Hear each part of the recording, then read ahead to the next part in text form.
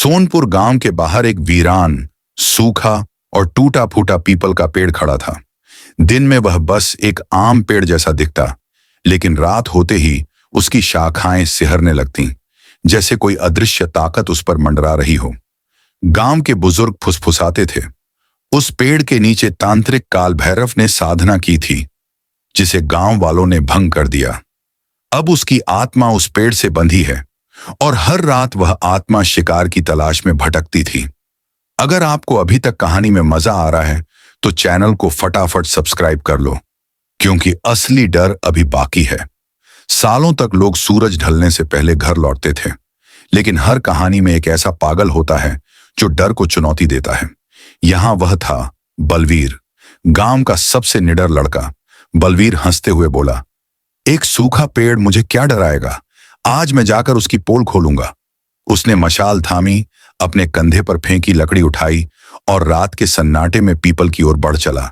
जैसे जैसे वो पेड़ के पास पहुंचा, हवा सर्द होती गई, मशाल की लौ कांपने लगी और दूर कुत्ते भौंकने लगे।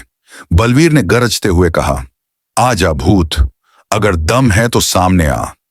और अगर आप भी बलवीर की हिम्मत पर फिदा हो गए हो तो एक प्यार भरा सब्सक्राइब तो बनता है भाई। अचानक हवा तेज चली, मशाल बुझ गई और पेड़ की शाखाएं जोर जोर से हिलने लगी, जैसे किसी अदृश्य शक्ति ने उन्हें जिंदा कर दिया हो। बलवीर की आंखों के सामने धुंधली परछाइयां नाचने लगीं।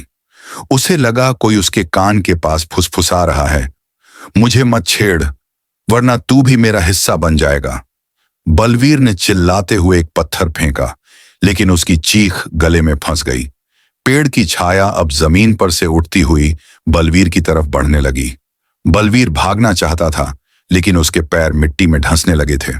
उसने फटी फटी आंखों से देखा, पेड़ के नीचे से एक डरावनी काली आकृति बाहर निकली, बिना चेहरा, बिना आंखों के, सिर्फ एक छाया। अंतिम बार बलवीर की डरी हुई आवाज गूंजी, बचाओ। फिर सब कुछ शांत हो गया। सुबह गांव के लोग दौड़ते हुए वहां पहुंचे। पेड़ के नीचे बलवीर का कोई निशान नहीं था, बस जमीन पर जली हुई एक परछाई थी, बलवीर के आकार की, लेकिन हिलती हुई, कांपती हुई, जैसे आज भी मदद के लिए पुकार रही हो। आज भी सोनपुर गांव में लोग कहते हैं, अगर उस सूखे पीपल के पास सूरज ढलने के बाद रुके तो अगली परछाई तुम्हारी होगी। अगर आपको यह कहानी हिलाकर रख दी हो तो जल्दी से चैनल को सब्सक्राइब करो, वीडियो को लाइक ठोक दो और शेयर भी कर देना यार। और इस कहानी को आखिरी तक देखने के लिए दिल से थैंक यू। अगली डरावनी कहानी के लिए तैयार रहो, क्योंकि असली डर अभी बाकी है।